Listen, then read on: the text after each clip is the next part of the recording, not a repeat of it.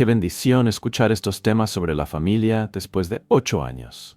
Dios los siga bendiciendo, Pastor Manolo. Los escucho siempre y deseo desde lo profundo de mi corazón congregar en esta congregación porque es palabra de Dios. Muy buena enseñanza me enseñar a los hijos. Gracias, Pastor. Dios lo bendiga grandemente, Pastor. Con España o con el país del cual tú procedes. Es un país, el idioma, la cultura, los olores, los sabores, las costumbres son completamente diferentes a las que estamos acostumbrados nosotros a movernos. Y es muy impactante sobre todo para las personas que van por primera vez, llegar a un país donde todo es novedad, donde todo es nuevo, donde todo lo que ven les impresiona enormemente. Bueno, en mi caso es diferente, ¿no? Yo ya he ido muchísimas veces, ya he perdido la cuenta, dejé de contar hace mucho tiempo mis viajes a Israel. Este año, en principio, me quedan como mínimo 2 o 3 viajes más. Así es que la lectura que yo hago de una visita a Israel es diferente. Es una lectura desde otro punto de vista. Soy pastor y conozco muchas veces el trasfondo, lo que hay detrás de algo que pueda impresionar, como el famoso Kotel o el Muro de las Lamentaciones, o la vida de los religiosos, de los rabinos, danzando y cantando. Sí quiero destacar de una forma especial, y eso es algo que sí me gustaría ver con el paso del tiempo, por lo menos aquí en nuestra congregación, y es ver la responsabilidad y la seriedad de los jóvenes en ese país. Se madura muy pronto. No hay lugar para tonterías. A los 18 años todos tienen que ir al servicio militar, y no es un ejército para ir de vacaciones o para conocer gente, sino es un ejército tremendamente preparado, con unas exigencias tremendas, preparados para entrar en combate en cualquier momento. Criaturas con 18, 19, 20 años tienen que estar ahí, los chicos 3 años de su vida y las mujeres 2 años. Maduran muy pronto, toman responsabilidades muy pronto. Cuando salen del servicio militar, se toman un tiempo de descanso, en algunos casos unos meses, en algunos casos un año, depende del poder adquisitivo de cada uno de ellos. Después retoman otra vez sus estudios y mientras estudian tienen que trabajar. Es decir, que la vida de un joven en Israel no es una vida de playa y de paseo y de papá y mamá, llévame aquí, llévame allá y dame, ¿no? Sino que es una vida de mucha responsabilidad, de mucha madurez, de mucho compromiso. Y eso es lo que a mí me gustaría ver, sinceramente, en la juventud, por lo menos de la iglesia, ya que en la calle eso se ha perdido. Sí me gustaría ver en la iglesia a los jóvenes que asumen responsabilidades, jóvenes ya con 18, 19, 20 años, que todavía no saben ni lo que hacer con su vida, con el excesivo tiempo libre que tienen, no saben si trabajar, si estudiar, si quedarse, si marcharse. Yo pienso que ese nivel de madurez y de responsabilidad tiene que ser algo notorio en nuestros hogares, ¿no? No puede ser que un joven, una chica ya con 20 y tantos, casi 30 años de edad, todavía tenga que depender de sus padres, de lo que le dé mamá, de lo que le dé papá. Yo creo que tenemos que madurar en ese aspecto, ¿no? Entonces es algo que yo quisiera compartir con ustedes, ¿no? Creo que muchas veces cometemos un gravísimo error. Este mes es el mes de la familia, y una de las cosas que diré a lo largo de este tiempo es que muchas veces cometemos el error he oído a veces, yo no quiero darle a mis hijos, o no quiero que ellos sufran lo que yo sufrí. Pero nos olvidamos de que hoy en día somos lo que somos gracias a las carencias y a las dificultades y a las luchas que tuvimos, ¿verdad? Entonces, en la vida las cosas tienen un valor, hay que valorarlas, hay que trabajarlas. Y eso es algo que a mí me ha llamado mucho la atención de los jóvenes en Israel. No son chiquillajes, no son niñatos que se asustan que se amedran ante cualquier situación. Son personas que están incluso dispuestos a morir por su país, ¿verdad? Personas que se pegan 2 o 3 años en operaciones, en maniobras, y ni siquiera pueden comunicarse con sus familiares, en fin, por motivos obvios, ¿no? Y eso siempre me ha llamado mucho la atención. También, lógicamente, en la convivencia, en el roce, en el vivir un día y otro día, pues uno va descubriendo cosas, ¿no? Descubriendo cosas que a veces aquí en la congregación pues es muy difícil que surjan y que se manifiesten, ¿verdad? Y a mí como pastor me ha servido también mucho, porque este viaje lo han hecho conmigo personas que son de nuestra iglesia, salvo esta jovencita, esta chica Sara, que al fin y al cabo fue la primera iglesia en la que se congregó, la nuestra, pero que ahora vive en Las Palmas. Pues también me he dado cuenta, ¿no? A veces de cosas que están ahí, que no surgen, pero que a veces son carencias y son cosas que nos hacen ver que todavía tenemos aspectos y áreas de nuestra vida en las que tenemos que madurar. Y creo que todo en la vida tiene un propósito, y a veces el Señor nos mueve de un lugar a otro, nos enseña otras culturas, otras comidas, otra forma de ser, para que maduremos. La madurez no viene por el tiempo, hermanos. He conocido personas que tienen muchos años, cronológicamente hablando, pero no tiene nada que ver con su madurez en el Señor. Samuel era mucho más maduro y estaba mucho más sensible a oír la voz de Dios que el mismísimo Elí, que era el sacerdote de su época. Dice que ni siquiera se tomaba el tiempo para corregir a sus hijos, que estaban causando un testimonio terrible y eran una verdadera piedra de tropiezo a todo el pueblo de Israel. Lo mismo le pasó a Samuel, lo mismo le pasó al mismísimo rey David, ¿verdad? Entonces, muchas veces la madurez no tiene nada que ver con que tenga 14 años, o 30, o 40, o 50, ¿no? Yo creo que es una decisión que tenemos que tomar, y creo que todos debemos de tomar esa decisión. Yo quiero ser un cristiano maduro. Yo quiero ser una persona que asume responsabilidades. Yo quiero ser una persona que aguanta, como hemos leído esta tarde, pues el ser corregido, el ser discipulado, el ser disciplinado, porque dice la palabra de Dios, y no lo digo yo, que a todo aquel que el Señor toma por hijo, a todo aquel que ama, lo disciplina. Es verdad, dice la misma Escritura, si han prestado atención, que ninguna disciplina al tiempo presente parece ser causa de gozo, sino de tristeza, pero después da fruto apacible. Entonces creo que el Señor, una de las cosas que hace muchas veces en nuestra vida para que podamos madurar y no sigamos toda la vida cumpliendo un año más y un año más, pero no creciendo y madurando en el Señor, es disciplinarnos, es ponernos a veces bajo circunstancias que se escapan de nuestro control para que el que tenga el control sea Él y no nosotros. A veces aquí en la casa, la iglesia, los estudios, nuestra vida cotidiana, parece como que tenemos todo muy bien organizado, muy bien controlado, pero si algo he aprendido a lo largo de mi vida y cada vez lo veo más claro, es que el único que tiene que tener el control de nuestra vida es el Señor. Incluso a veces los cristianos queremos tener todo controlado, el trabajo, la casa, los estudios, el viaje, las vacaciones. Hermanos, nuestra agenda, quien la tiene que llenar, si es que la quiere llenar, es el Señor. Y por eso estos viajes sirven también para darnos cuenta del nivel que tiene cada uno de madurez, ¿verdad?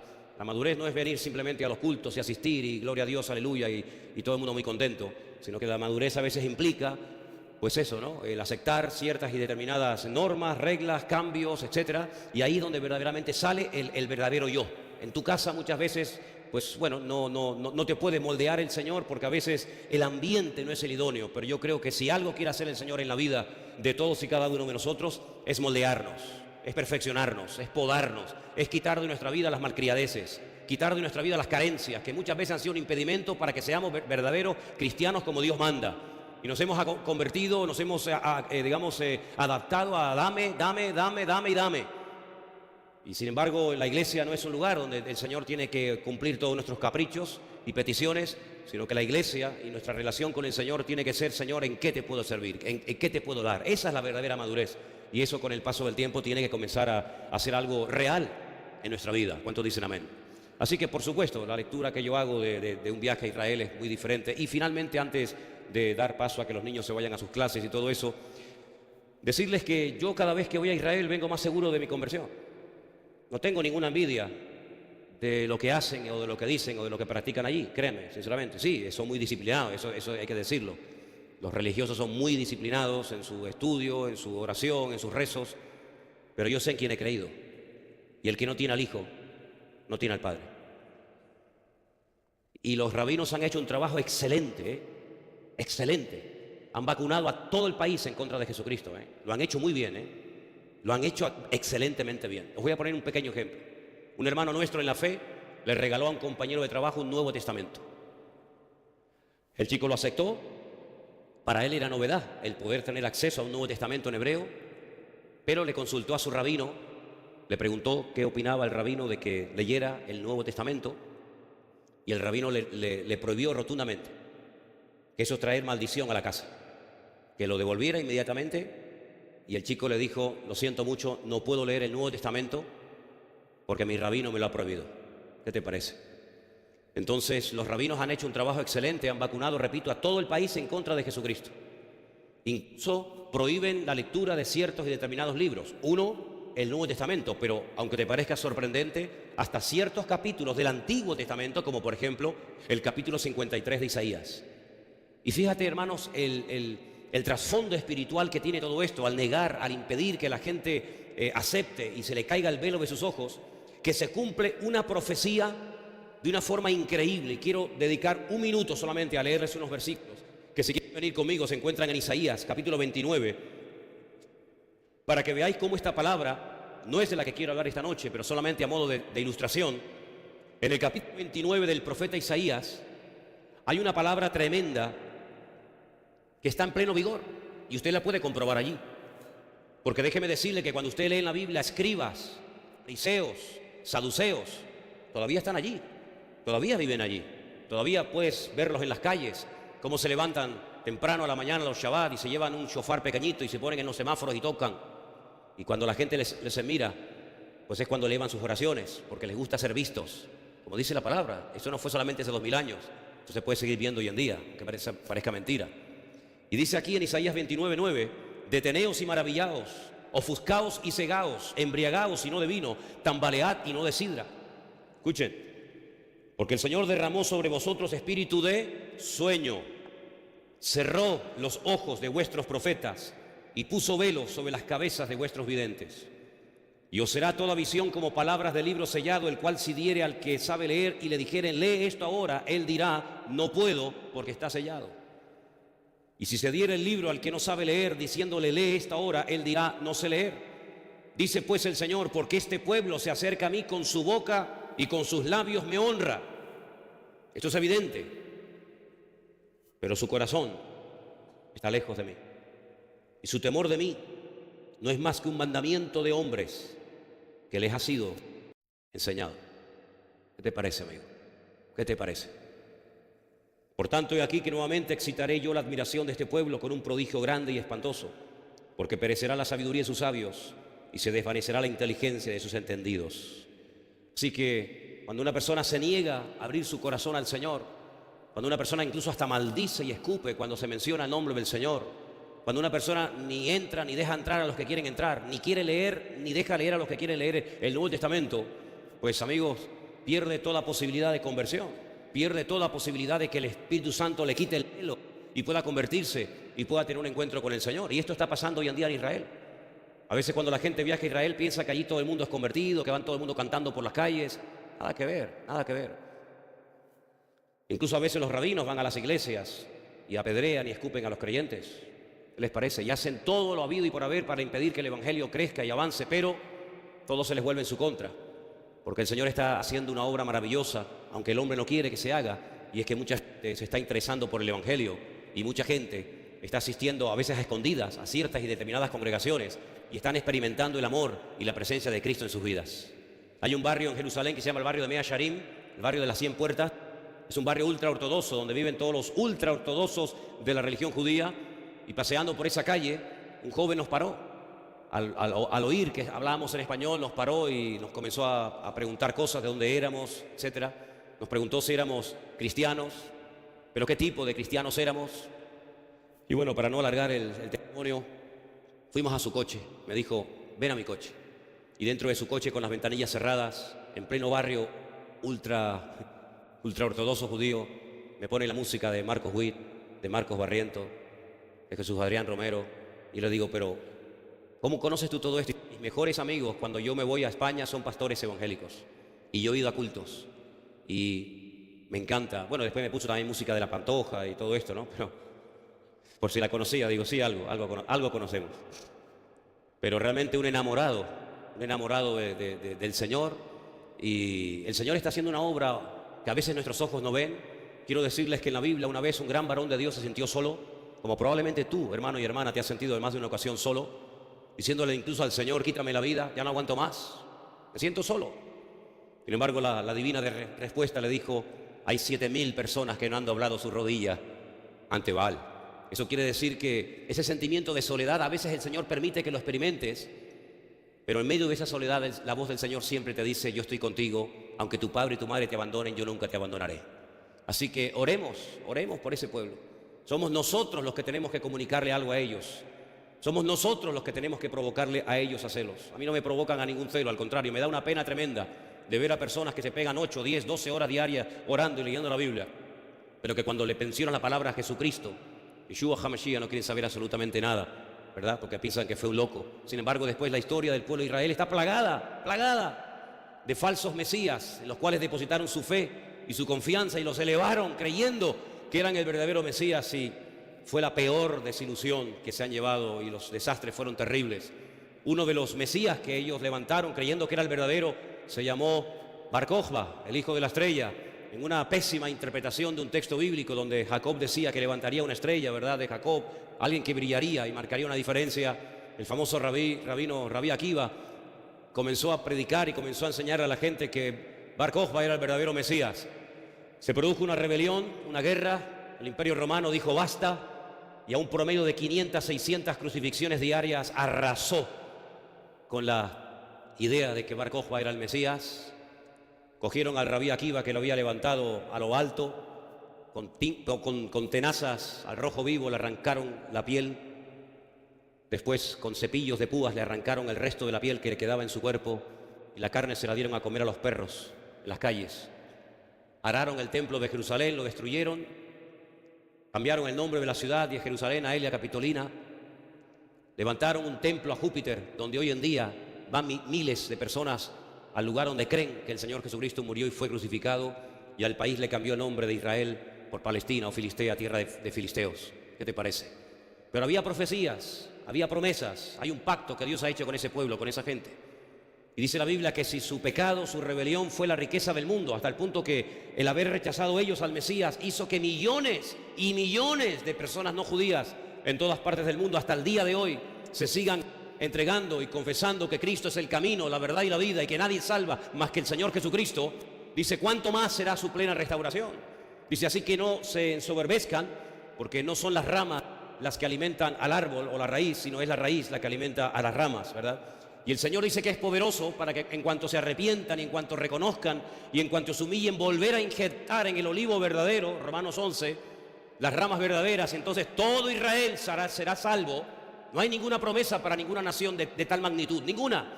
No hay naciones en el mundo que enteras se convertirán, salvo una, Israel. Todo Israel será salvo, desde el más grande hasta el más pequeño. Dice, y verán al que traspasaron y harán lamentación por él. Y estarán meses y meses por las ciudades de Judea, Samaria y Galilea, llorando, porque reconocerán que aquel que rechazaron y crucificaron era el verdadero Mesías. Aleluya. Y hermanos, nunca, créame, sé que esto lo habéis oído miles de veces, nunca en mi vida he tenido la sensación de que estamos más cerca de su venida que nunca.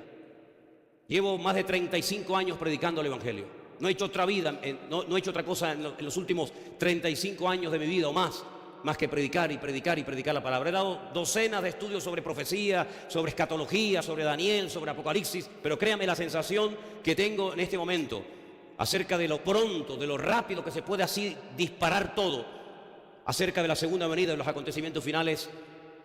Créame que es algo tremendo. Israel tiene un protocolo de guerra llamado el protocolo Sansón. Irán ha amenazado a Israel recientemente diciendo, y es verdad, que en 8 minutos puede destruir todo el país. Con el armamento que en este momento suministrado por Rusia tiene Irán, en 8 minutos puede destruir a todo Israel, de punta a punta, de este a oeste y de norte a sur. Hezbollah es un grupo terrorista terrible, uno de los más poderosos con los cuales se ha tenido que enfrentar jamás Israel. Tiene más de 120.000 misiles, más de 120.000 misiles, no me confundió de cifra, apuntando en este momento hacia las mayores ciudades de Israel, incluida lógicamente Tel Aviv, donde viven nuestros queridos hermanos. Estando nosotros en Israel, no nos enteramos, yo me enteré por una foto que me mandó Elena, desde la península del Sinaí. ISIS, el Daesh, lanzó 5 misiles contra la ciudad de Eilat, abajo donde termina Israel, allí en el Mar Rojo. 4 fueron interceptados, 1 cayó en tierra, no pasó absolutamente nada. Israel tiene ese protocolo de guerra diciendo, si nos atacan, ojivas con capacidad destructiva nuclear saldrán disparadas en todas las direcciones y nosotros moriremos y seremos destruidos, pero ni uno de ustedes quedará vivo para festejar y celebrar la victoria. Todos morirán. Así que si intentan destruirnos, quiero que sepan que Siria, Líbano, Irak, Irán, Arabia Saudita, Egipto, etcétera, etcétera, serán borradas de la faz de la tierra para siempre. ¿Qué te parece, amigo? Es algo increíble, hermanos. Hemos estado en el valle de Josafat, valle de Meguido, donde más de 3/4 partes de la Biblia puedes explicarla viendo los valles y los montes, aunque esta última vez que fuimos había mucha niebla y no se pudieron ver todos los montes. Pero queridos hermanos, en ese gran valle donde dice la Biblia que el Señor convocará a todas las naciones de la tierra y allí entrará en juicio con ellas. Dice que habrá una matanza de tal calibre, de tal magnitud, que la sangre llegará hasta los frenos de los caballos. ¿Qué te parece?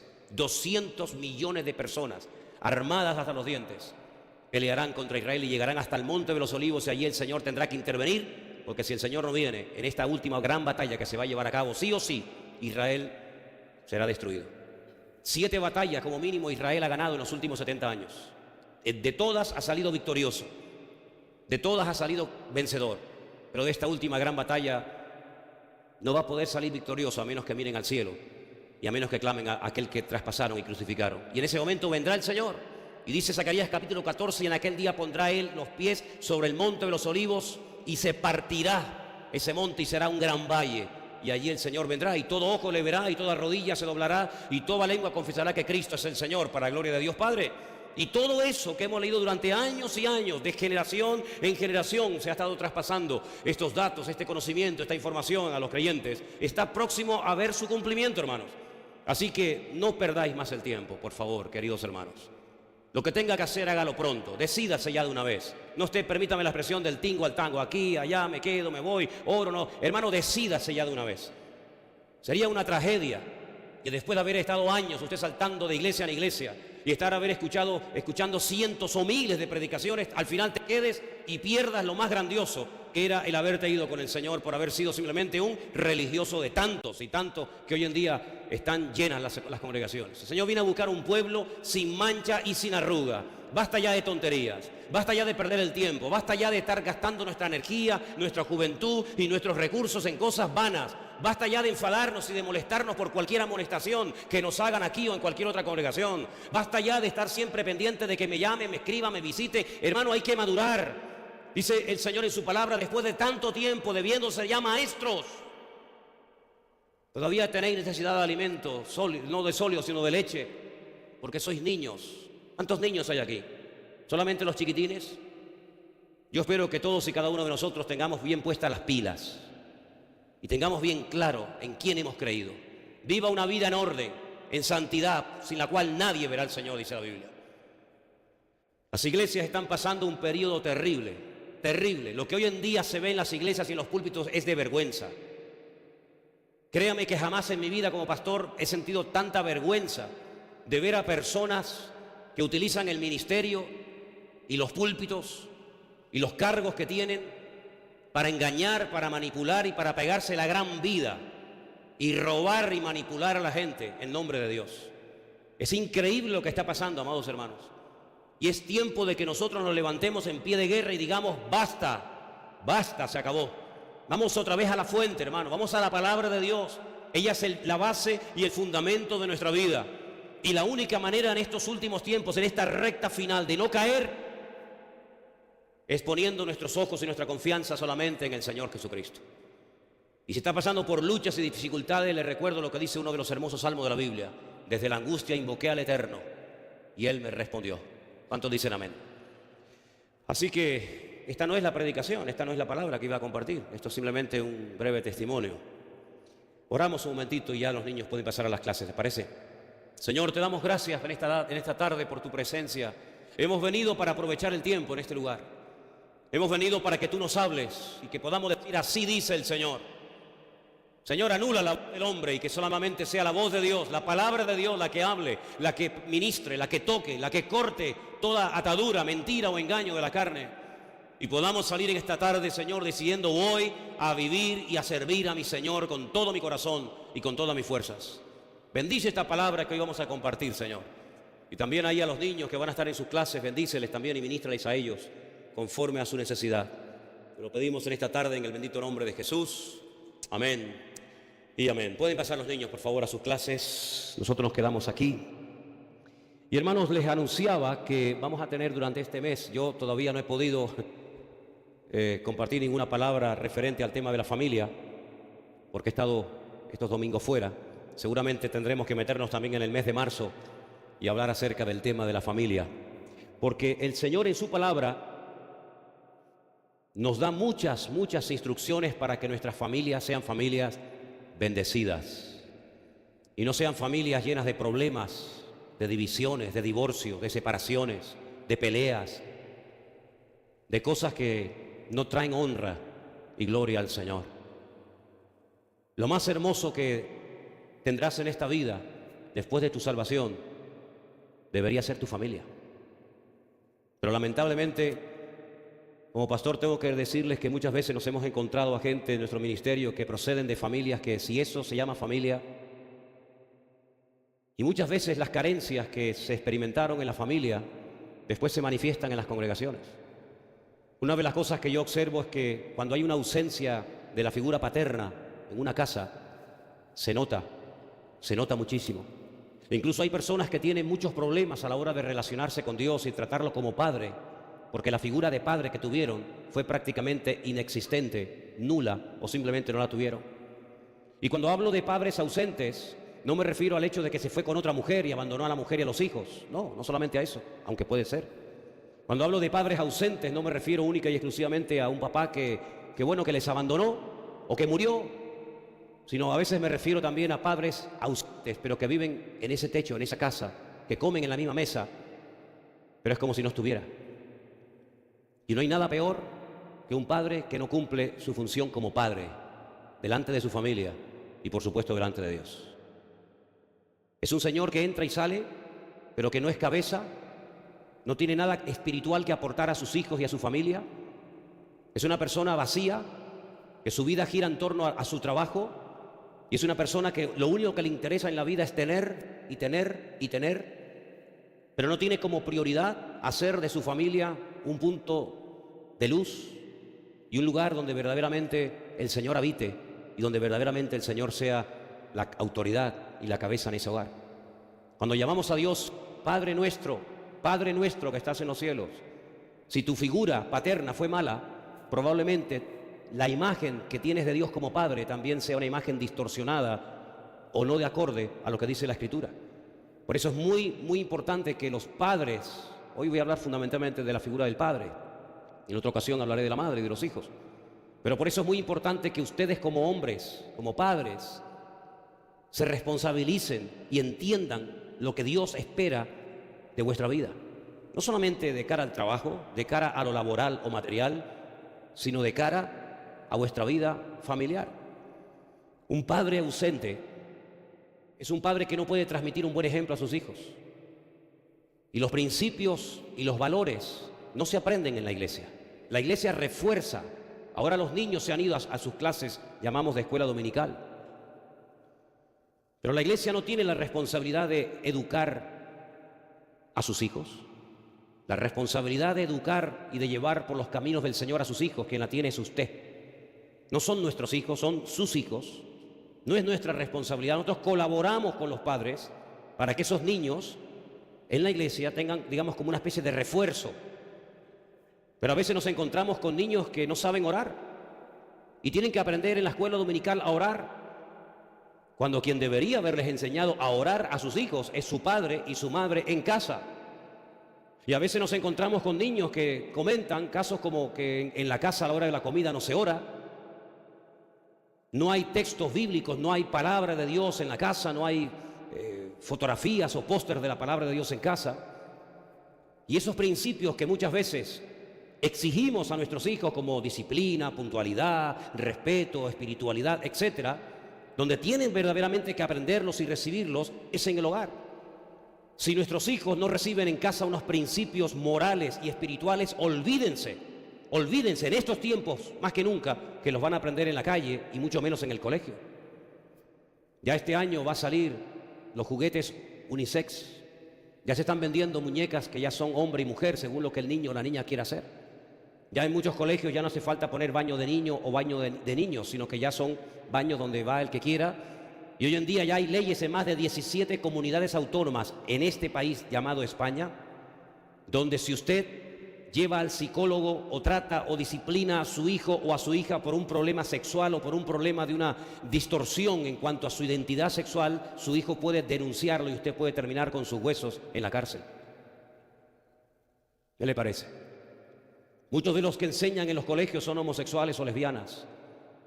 Y estas aberraciones, estos pecados terribles, que se ve como normal y natural en nuestra sociedad, es lo que nuestros hijos cada día ven, escuchan, oyen y ven en televisión, en el colegio, en las calles y en todas partes.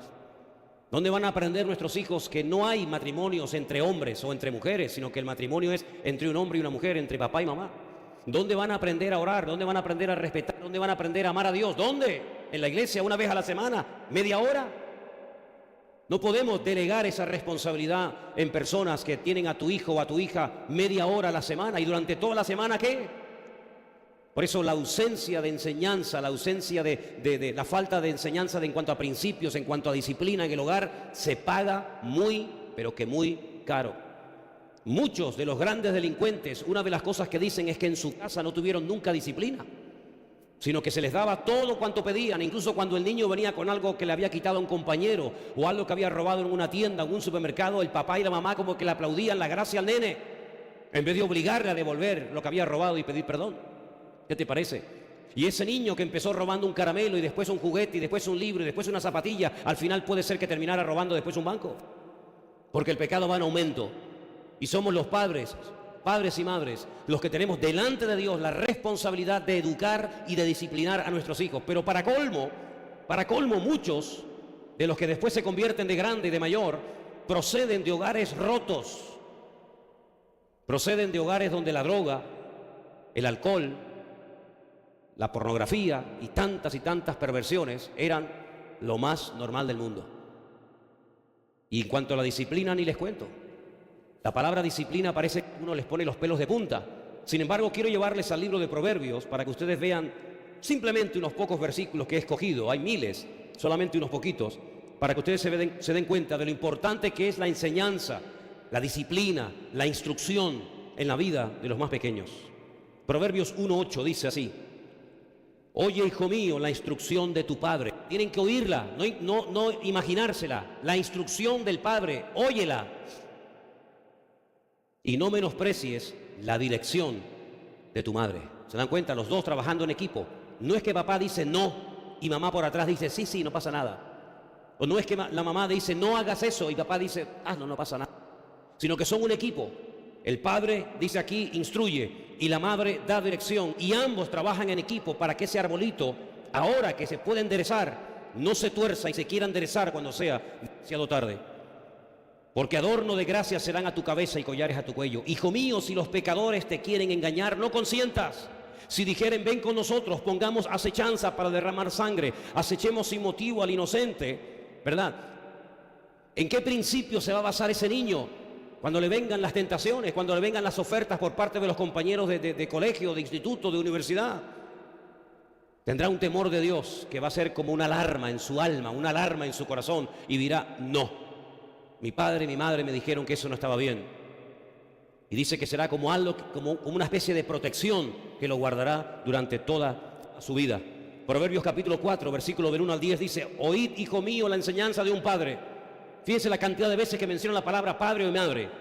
Óyela, esté atento para que conozcas cordura, porque os doy buena enseñanza.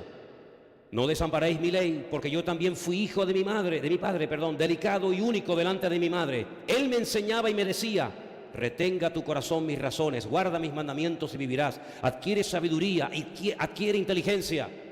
No te olvides ni te apartes de las razones de mi boca. No las dejes y ella te guardará. Ámala y te conservará. Sabiduría ante todo, adquiere sabiduría y sobre todas tus posesiones adquiere inteligencia. Versículo 10, oye, hijo mío, y recibe mis razones, y se te multiplicarán años de vida. Es increíble ver cómo en todo el libro de Proverbios, versículo tras versículo, habla acerca de la importancia de enseñar, de corregir, de disciplinar a los niños. No dejes que la vida los críe. Eres tú el responsable delante de Dios de criarlo, de educarlo, de corregirlo, de enseñarle. Y dice la Biblia, como después veremos, que todo eso va a traer un fruto. ¿Saben que el primer milagro del Señor Jesucristo fue convertir el agua en vino en las bodas en Caná de Galilea, verdad? Cuando su madre María se le acerca y le dice: hijo, no tienen vino, ¿qué le dice el Señor? Mujer, aún no ha llegado mi hora. Aún no ha llegado mi tiempo. Ya había nombrado a algunos discípulos, pero aún no había comenzado su ministerio. No se había ni siquiera bautizado, no había oído la voz del Padre audiblemente diciendo: este es mi Hijo amado, en el cual tengo toda complacencia, óiganlo a Él. No había ido al desierto a ayunar 40 días y había vuelto diciendo: arrepentíos de vuestros pecados. No había empezado su ministerio, pero ya su madre le está diciendo: hijo, no tienen vino. Entonces, ¿por qué convirtió el agua en vino si aún no había comenzado su ministerio? Porque hay un mandamiento que dice: honrarás a tu padre y a tu madre. Por eso.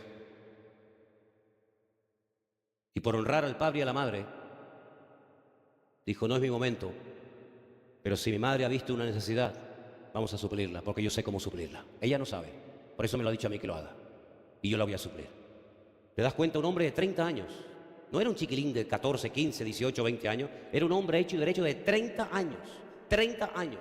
Todavía no he empezado mi ministerio, madre. Todavía no he empezado. No ha llegado mi hora. Pero hay que actuar en consecuencia. Y actúo en consecuencia. ¿Qué te parece? Así que esos principios, no esperes que solamente los oigan y los aprendan en la escuela dominical, sino tú como padre y como madre tienes que dedicarle tiempo para responder a sus dudas que las tienen, sus preguntas que las tienen, y ayudarle en sus tentaciones que las tienen, y en tantos y tantos ataques que reciben diariamente, aunque tú no te enteres ni del nodo. ¿Te das cuenta? Seguimos en Proverbios, capítulo 6, verso 20. Dice la palabra de Dios, guarda, hijo mío, el mandamiento de tu padre. Pero si no se lo enseñas, ¿cómo lo va a guardar? Pero tienes que guardarlo porque ya lo sabes. No dejes la enseñanza de tu madre. Átalo siempre en tu corazón, enlázalos a tu cuello, te guiarán cuando andes, cuando duermas te guardarán, hablarán contigo cuando te despiertes, porque el mandamiento es lámpara y la enseñanza es luz y camino de vida, las represiones que te instruyen, para que te guarden de la mala mujer, de la blandura de la lengua de la mujer extraña. No codicies su hermosura en tu corazón, ni ella te prenda con sus ojos. Fíjate lo que se le enseñaba a estos niños de pequeño. Cuidado porque ahora eres un niño, ahora te tienta el juguete del niño, ahora te tienta el juguetito de tu amigo, pero el día de mañana te tentarán otras cosas, como por ejemplo fijarte y dejarte arrastrar por la mujer ajena, la mujer extraña, que te puede prender con su hermosura, con su salamería. Y los padres enseñaban a los hijos, cuidado, cuidado hijo, no sea que seas como cordero llevado al matadero, ¿verdad? Estas enseñanzas las recibían en casa, fíjate qué nivel de enseñanza. Cuidando y protegiendo a sus hijos para tentaciones futuras, para que lo sensual o lo sexual o cualquier otra perversión pudiera en un momento determinado echarles el lazo a sus hijos y echarlos a perder. Fíjate lo que se enseñaba en los hogares.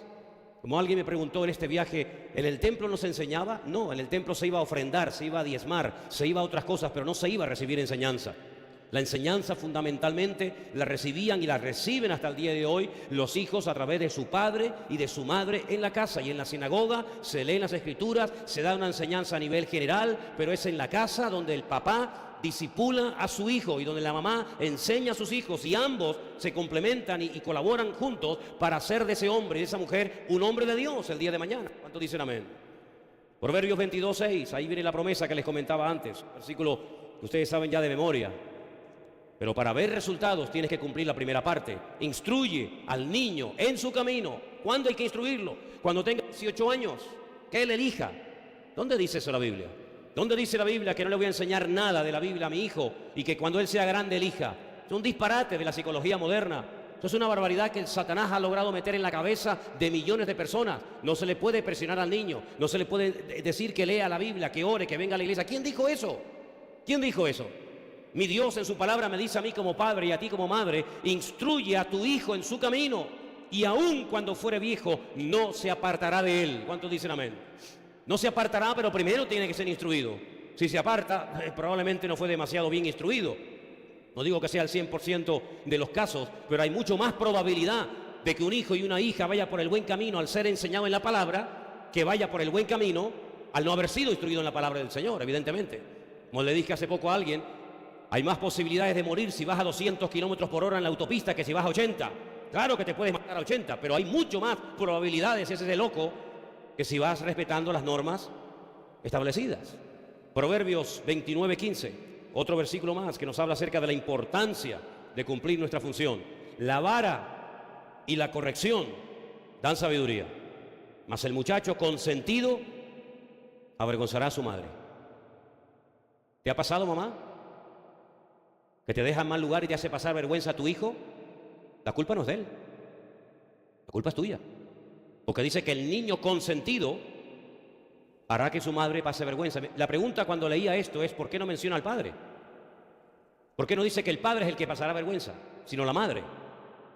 Permítame que le dé una opinión personal en cuanto a esto. Salvo excepciones que las hay en todo, generalmente, la madre consiente más que los padres. Generalmente. No digo que sea su caso, hermana, no se sienta aludida. Pero generalmente la madre es más blanda. El padre es como más duro, más exigente. Cuidado que hay de todo, ¿eh? Cuidado que hay de todo. Pero generalmente la madre es, pobrecito, mi niño. No le hagas caso a tu padre que hoy vino nervioso del trabajo. Está cansado. Vete. Toma. Pero no le digas nada a tu padre. Eso te va a pasar factura. Si tu hijo es un salvaje, porque tú no te atreves a decirle quédate quieto o te quedas quieto, cuando vayas de visita a una casa y comience a romper los sillones de la señora que va a visitar y a tirar todo y a comportarse como un salvaje, te va a hacer pasar vergüenza a ti, que lo has consentido. ¿Quién tiene la culpa? ¿El pastor? ¿El gobierno? ¿Rajoy? ¿El Coletas? Tú la tienes. Así que comienza a tomarte en serio el educar a tu hijo antes de que te haga pasar momentos de terrible vergüenza en público. Estás a tiempo, todavía es pequeño, todavía el árbol se puede enderezar, pero cuanto antes mejor, porque hay momentos que ya el árbol es mejor dejarlo como está, porque como lo quieras enderezar, te lo cargas y lo partes. Instruye al niño, no dice al adolescente, claro, también, se sobreentiende, pero empecemos la instrucción, empecemos los principios morales y espirituales desde la más tierna infancia. Y ya verás cómo cada vez le va a costar menos aceptar ciertas y determinadas reglas y límites en su vida. La lectura que se leía esta tarde, si quieren volvamos a ella, en Hebreos capítulo 12, nos habla acerca de la disciplina. La palabra discípulo viene de disciplina. Un discípulo es una persona que está bajo la disciplina de un maestro. A veces como que la palabra disciplina nos pone en guardia porque tiene como una especie de connotación mala o negativa. No, nada que ver. No. Un futbolista está bajo la disciplina de ese club y el club que le paga pone las condiciones y si no rinde, lo traspasan el año que viene, chao, adiós, muy buenas. Una persona que va a un colegio está bajo la disciplina, bajo la tutela de esos educadores o enseñantes. Nosotros, ¿bajo quién estamos? ¿Quién es el que nos disciplina? ¿Quién es el que nos disipula? ¿Quién es el que nos cubre? ¿Quién es el que le pone, como yo digo, el cascabel al gato? A veces tu padre no se atrevió a decirte lo que tenía que haberte dicho. Y a veces tu madre tampoco se atrevió. Y a veces algunos creyentes, algunas ovejas han tenido la desgracia de caer en ministerios que no tenían ninguna autoridad moral ni espiritual para corregirte a ti, porque a lo mejor ellos estaban igual o peor que tú. Porque yo digo que para hablar y corregir a una persona, el primero que tiene que predicarse el mensaje es el que lo está dando, evidentemente. La Biblia dice que nadie puede ser pastor, nadie ni siquiera puede ser diácono en una congregación si no sabe tener a sus hijos en obediencia mientras estén bajo su techo, mientras estén bajo su cobertura. Dice que el que no sabe gobernar su casa, ¿cómo pretende gobernar la casa de Dios? ¿Cuántos pastores hoy en día están predicando después de haberse casado, separado, divorciado 2 y 3 veces? ¿Qué autoridad tiene ese personaje de decirle a una congregación, de hablar de moral, de hablar de unidad familiar, de hablar de matrimonio, de orden y de obediencia, cuando usted, que dice que es el pastor de la iglesia, ya lleva 2 o 3 matrimonios y sus hijos son un auténtico desastre? ¿Qué credibilidad tiene esa persona? ¿Las palabras? ¿El título que tiene? Ninguna, bíblicamente ninguna. Ahora no nos extraña que cuando Samuel estaba a punto de morir, un gran hombre de Dios, dicho sea de paso, con todo mi respeto lo digo, los ancianos de Israel llegaran y le dijeran: Samuel, por favor, no nos pongas a ninguno de tus hijos como responsables espirituales del país cuando tú mueras, porque la conducta de tus hijos es terrible. Es tremendo, porque él cuando era niño fue criado por el sacerdote Elí, que también tuvo el mismo problema. Sus hijos eran los sacerdotes de la época, pero eran un desastre. Y luego él, parece mentira, reproduce en su vida familiar aquel gran defecto y pecado que vio cuando era niño en la casa del sacerdote Elí. Y por eso se pasó de ese tiempo de jueces a un tiempo de monarquía, que también fue otro fracaso. Pero ¿os dais cuenta, queridos hermanos? Si en su pasado, en su hogar, en su familia, usted ha tenido malos ejemplos, un modelo pésimo de padre o de madre o de familia, pídele al Señor que por favor no vuelvas tú a reproducir lo mismo que viste y en lo que fuiste enseñado y preparado de pequeño, sino procura decir: no quiero en mi casa que el alcohol, que la pornografía, que las palabrotas, que el robo, que la mentira, el engaño, el genio, el mal humor, etcétera, etcétera, se conviertan en algo normal en mi vida, sino que nuestra vida y nuestro hogar sea un punto de referencia y un punto de luz. Si usted fracasa en su casa, usted ha fracasado en todo. Usted puede ser un gran predicador, un gran cantante, un gran guitarrista, un gran pianista, lo que usted quiera. Pero si su vida no acredita y avala su ministerio, lo mejor que pueda hacer para el bien suyo propio, el de los suyos, el de los demás, es bajarse de ese púlpito y esperar un tiempo hasta que usted pueda ser un botón de muestra de lo que usted le pide a los demás que sean. ¿Cuántos dicen amén? ¿No tuviste papá? Procura que el Señor llene ese vacío, porque personas que no tuvieron padre o que prácticamente no hacía absolutamente nada, eso afecta más de lo que tú te puedas imaginar. Por eso el Señor nos da el gran privilegio de llamarle a Él Padre nuestro, Padre bueno, que estás en los cielos. No permitas que las carencias, las heridas de tu infancia, de tu adolescencia o de tu juventud marquen tu destino de una forma negativa que no pueda ser una bendición para otras personas. ¿Cuántos dicen amén? Hermanos, dicen que hay 3 factores que determinan nuestra conducta. 3 factores que son fundamentales para llegar a ser lo que somos hoy.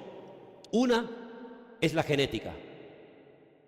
Parece mentira el peso genético, ¿eh? Ay, amigo, déjeme que les ponga un pequeño ejemplo.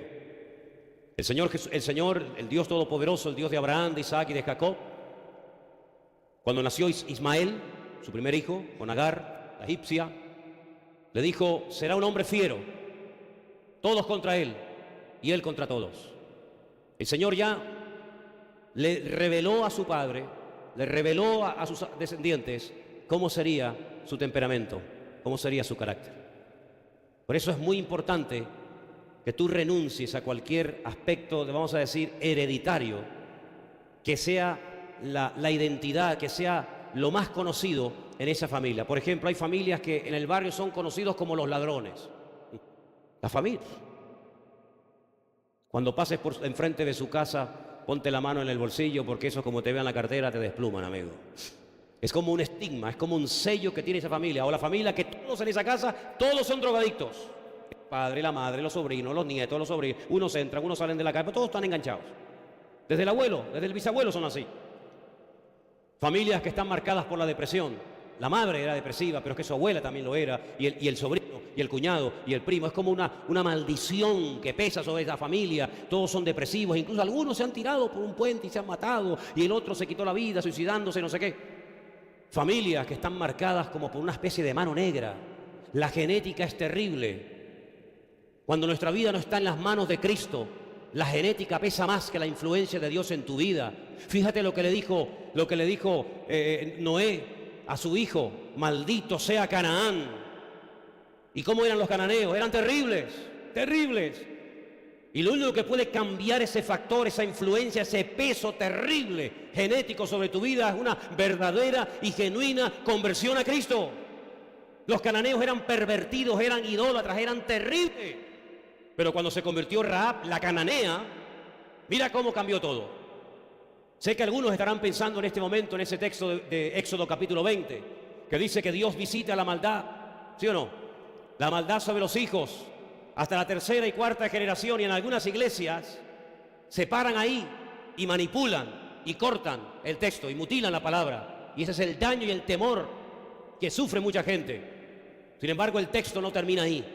El texto dice literalmente que Dios, es verdad, visita la maldad sobre los hijos hasta la 3ª y 4ª generación de los que me aborrecen. Esa es la diferencia. Pero sobre 1000 generaciones llega la bendición de aquellos que aman y respetan y aceptan y acatan los mandamientos del Señor. ¿Cuántos dicen amén? Cuando Rahab la cananea se convierte al Señor y forma parte del pueblo de Israel y se casa con un señor llamado Salmón, al poco tiempo queda embarazada y ya esa maldición, digamos, genética queda anulada. Porque cuando uno se convierta al Señor no tiene que tener miedo del pasado, porque los hijos no llevarán el pecado de los padres, ni los padres llevarán el pecado de los hijos, sino el alma que pecare, esa la que morirá, nada más. El Señor dice: yo voy a quitar de Israel de cuajo ese refrán que ustedes tienen, que lo dicen y creen que es verdad y es falso. Los padres comieron las uvas y los hijos sufrieron la dentera. Eso es falso. ¿Quién pecó, Señor, este o su padre, para que este pobre hombre naciera ciego? Ni él ni su padre. Estáis haciendo una mala interpretación, una pésima lectura de una realidad. Este hombre ha nacido así para que yo hoy manifestara la gloria de Dios sobre su vida. Y es interesante notar cómo cuando esta mujer se casa, dicen que con uno de los espías que visitó su casa, un señor llamado Salmón, y da a luz a un hijo, y nació nada más y nada menos, como ustedes saben bien, que vos. Ay, amigo. Sí, vos. Aquel terrateniente, aquel multimillonario, dueño de enormes latifundios, lleno de enormes terrenos en Belén de Judea, donde años más tarde llegó una viuda llamada Ruth, la moabita, y se casa con él, y queda embarazada, y tiene un hijo llamado el siervo, el Obed. Aleluya. Y Obed tiene un hijo llamado Isaí, e Isaí tiene muchos hijos, pero el más conocido y famoso de todos es David, y de David arranca la tribu de Judá a través de la cual vino el Mesías. ¿Te das cuenta? Cómo la maldición se torna en bendición, cómo la genética sí, tiene un peso tremendo. Tal la madre, tal la hija, dice la Biblia, pero cuando te conviertes al Señor, no tienes que tener miedo de que ese cáncer, de que ese alcoholismo, de que esa enfermedad, esa locura o depresión que caracterizó a tu familia por años y años, generación y generación, se para, se detiene, porque en Cristo las cosas viejas pasaron y aquí todo es hecho nuevo, dice la palabra de Dios. Y ese es el espíritu que tenemos que tener los creyentes, no vivir con miedo. Ay, es que no hay maldición que pese sobre un hijo de Dios, porque mayor es el que está en nosotros que el que viene contra nosotros, y el diablo lo sabe, pero quiere oprimirte y quiere traer condenación a tu vida. Pero la Biblia dice: ninguna condenación hay. ¿Para quién, hermanos? Para los que están en Cristo Jesús, Señor nuestro, dice la Biblia. Y cuando eso lo declaramos y lo confesamos, lo interiorizamos y lo vivimos, en paz me acostaré y asimismo dormiré. Pero siga, porque solo tú, Señor, me haces vivir confiado. Den un aplauso fuerte al Señor en esta tarde. Aleluya. Amén.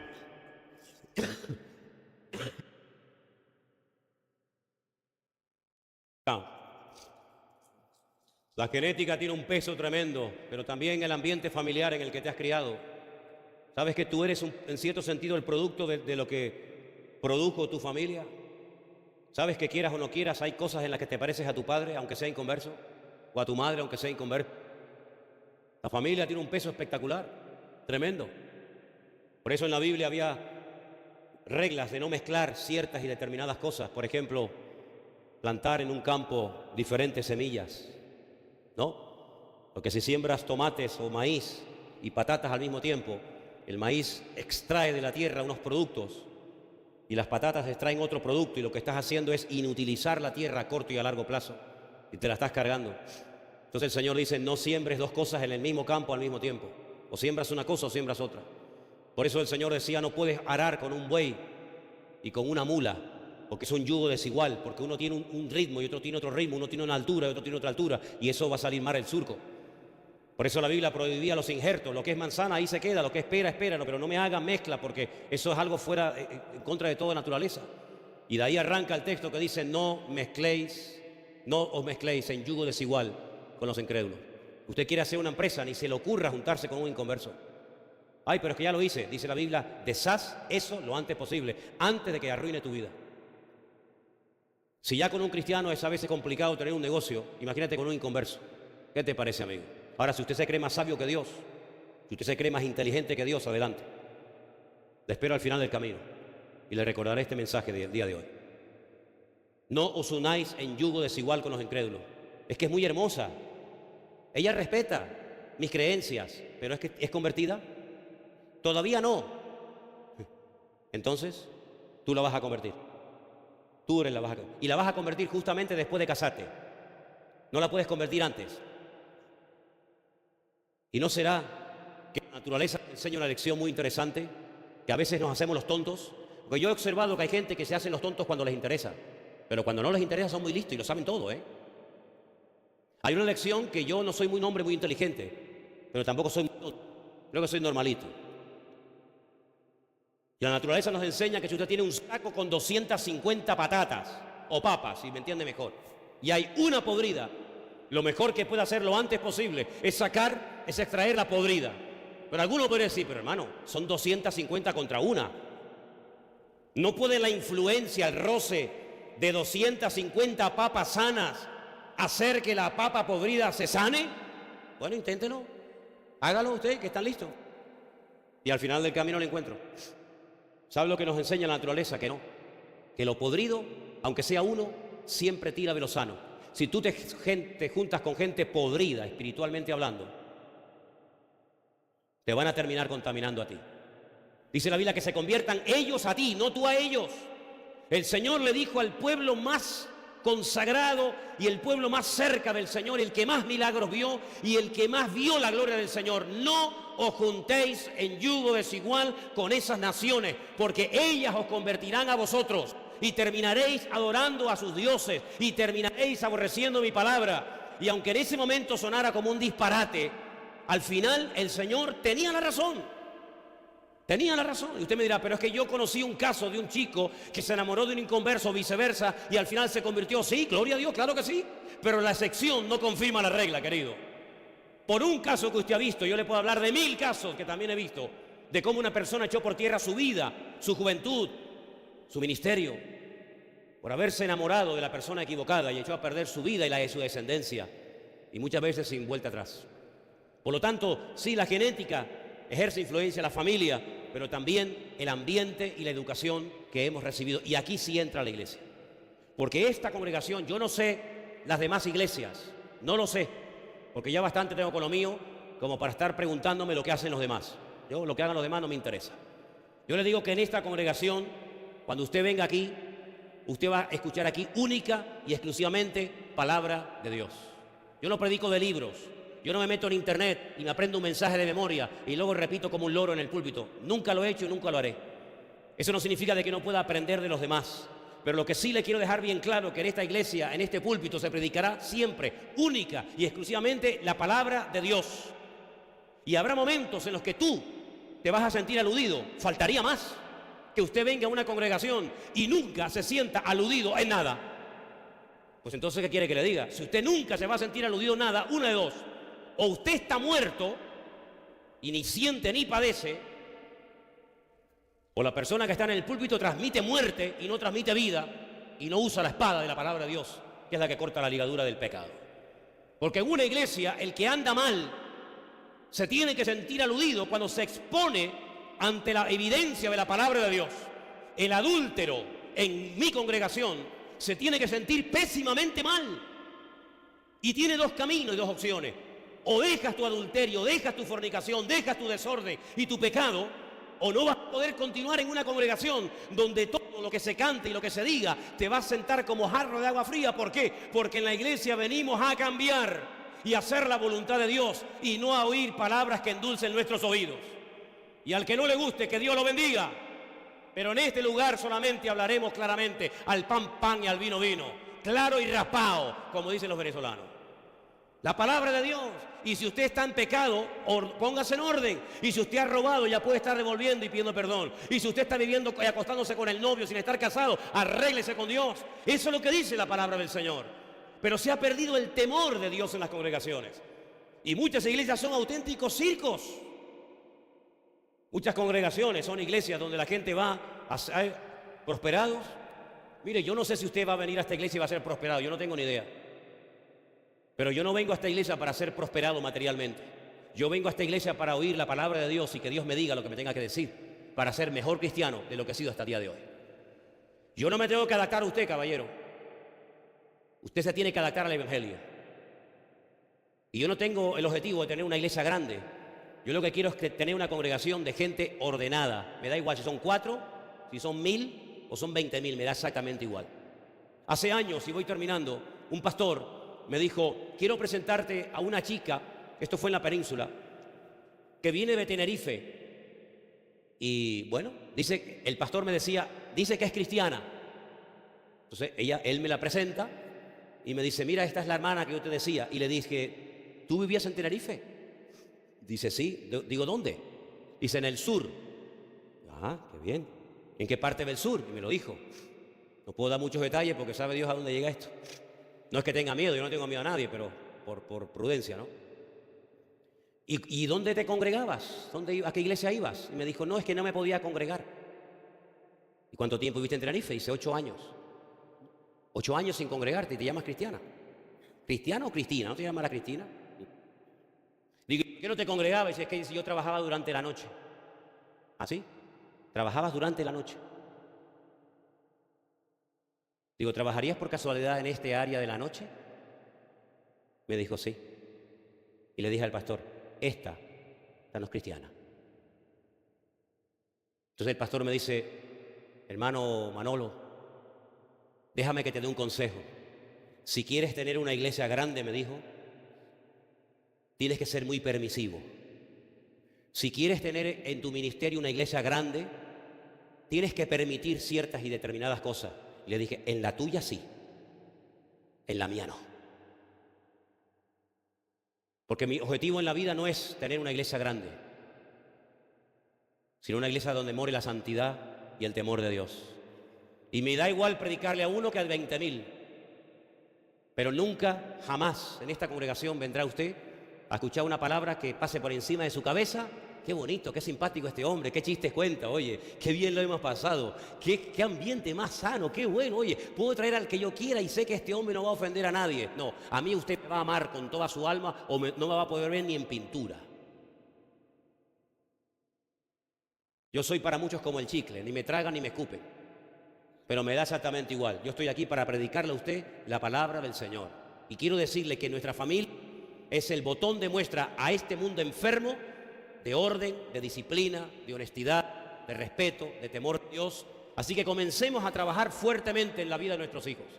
Reúnase con sus pequeñitos. Si aún no tiene, claro, yo ya reunirme con mis hijas ya va a ser complicado, pero reúnase usted con los pequeñitos y no, vamos a leer la Biblia, vamos a orar, vamos a repetir un versículo de memoria. Si tiene papá y mamá el privilegio de llevar todavía, yo he hecho mucho de menos eso, pero si usted todavía tiene el privilegio de poder llevar a sus hijos a la escuela por la mañana, vaya por el camino, como dice la Biblia, al acostarte y a levantarte en el camino, cuando entres y cuando salgas, vaya hablándoles la palabra del Señor. Dile, repite conmigo, el Señor es mi pastor, nada me faltará. Y vaya leyendo la Biblia, vaya orando por Él, vaya bendiciéndolo en el camino. Y cuando sea grande y usted ya no esté en su vida, ese niño, esa niña tendrá una base y un fundamento y recordará toda su vida que tal vez su padre no fue un hombre muy inteligente, no le dio una gran carrera, pero le dio lo más valioso en esta vida, que es la bendita palabra de nuestro Dios. ¿Cuántos dicen amén? Cierra tus ojos, por favor. Vamos a orar a Dios. Vamos a pedir en esta tarde que como padres y madres cumplamos con nuestra función. Que como padres y como madres instruyamos a nuestros hijos en los caminos del Señor y podamos con su ayuda y con su bendición ser instrumentos a través de los cuales mis hijos puedan llegar a conocer a mi Dios y a su bendita palabra. Hermanos, ser padre y madre no es fácil, y más en estos tiempos, ¿sabe? No es fácil.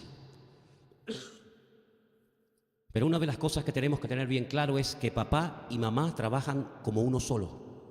Serán Ejad Basar, una sola carne. Una sola carne, papá y mamá, una sola carne, al unísono. Y si nosotros le pedimos al Señor sabiduría, el Señor nos la va a dar.